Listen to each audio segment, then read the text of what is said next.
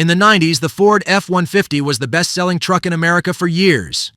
But in 1996, Ford's leadership attempted the unthinkable. Replace its best-selling design with something completely new, aimed at a completely new kind of buyer.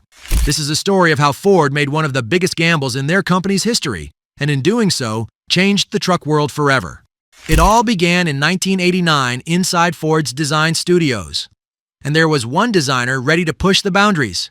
You see, James Bulan received an unusual assignment: assemble a pictorial history of truck design. In doing so, Bulan and his colleague made a startling observation. Pickup trucks had barely changed for an entire generation. Think about that. A truck buyer in the 1990s was essentially driving a truck styled in the 70s or early 80s. And this realization lit a spark. And Bulan discovered something that would shape the F-150's future. He realized that the baby boomers, Americans born in the post-war boom, were now in their prime truck buying years. And it was them who were about to dominate the market for half-ton pickups. However, this was a seismic demographic shift. How do you design a truck for an entire generation? To answer that question, Ford did something unprecedented.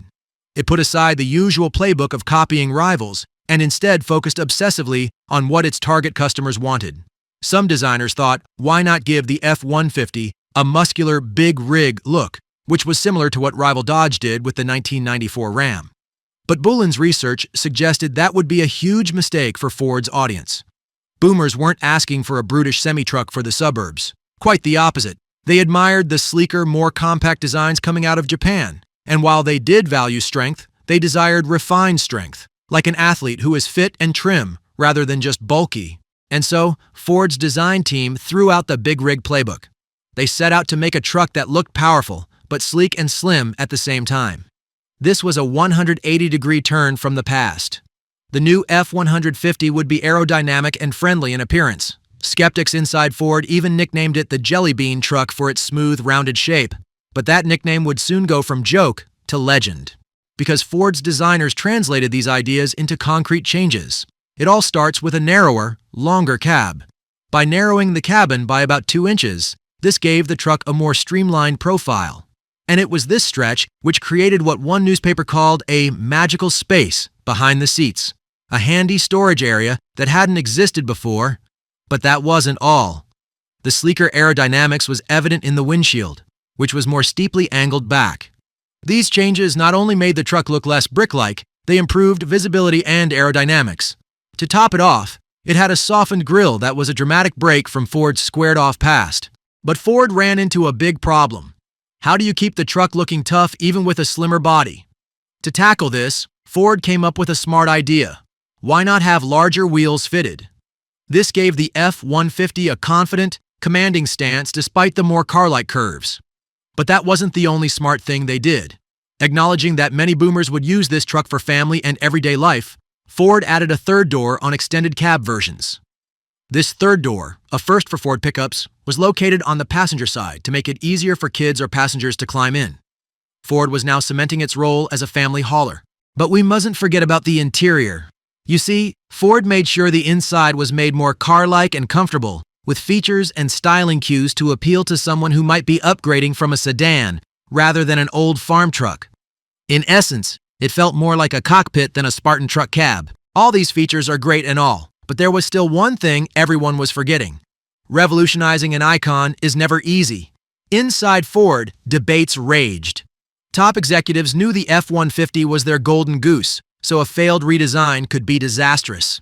Was it wise to alienate the traditional ranchers, contractors, and loyal Ford truckers who loved the old square-jawed pickups?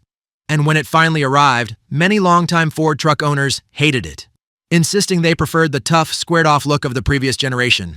This was a classic showdown, new versus old, change versus tradition.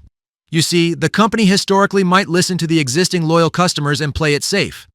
After all, why mess with success? But times were changing, and so was Ford's mindset. Bulan's data strongly suggested that if Ford boldly pursued this new design, they'd have a home run on their hands. The growth potential was huge. Yes, some diehards might grumble, but a much larger audience was ready to embrace something new. So the team pressed on. Don't screw it up was likely the unspoken mandate. This truck had to succeed. The 10th generation F-150 was officially launched for the 1997 model year. Ford had made its big bet. Now, all that remained was to see how the public would respond. Unsurprisingly, it was immediately the talk of the automotive world. Public and media reactions at launch were mixed and passionate. For many truck buyers, seeing the new look for the first time was shocking. Some enthusiasts mockingly called it the Jellybean, or bubble truck.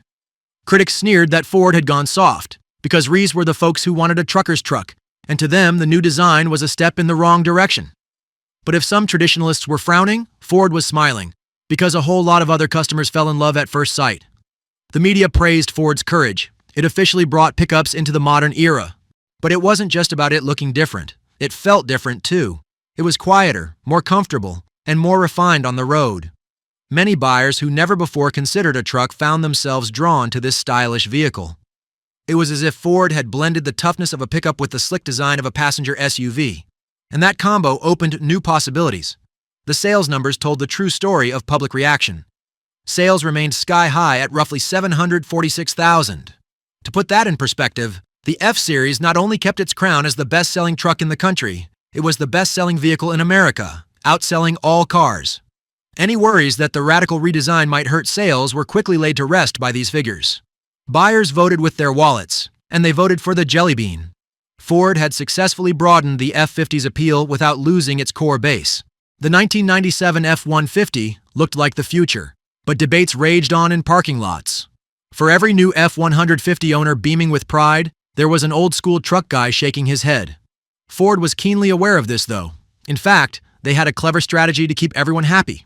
While the F-150 went high style, they soon introduced the F-250 and F-350 Super Duty trucks in '98. They gave what some people were crying out for, brawny, square-jawed design that catered directly to the work truck traditionalists. Ford sent a clear message to the industry. Pickup trucks could no longer be treated as bare-bones workhorses with styling stuck in the past. Ford had broadened the definition of what a pickup could be. It could haul lumber and tow trailers, but it could also comfortably take the family on a road trip, impress the neighbors in the driveway, and even serve as a daily commuter in the city. It was America's do-it-all family vehicle, a role we see overwhelmingly today. Competitors had to respond swiftly. All manufacturers began paying closer attention to aerodynamics, comfort, and style in their trucks. The bar had been raised. Within Ford, the '97 F-150 became a platform for innovation, and that theme of evolution would continue in later decades, as Ford and others would continuously reinvent their pickups to suit new waves of buyers, proving that design is a moving target.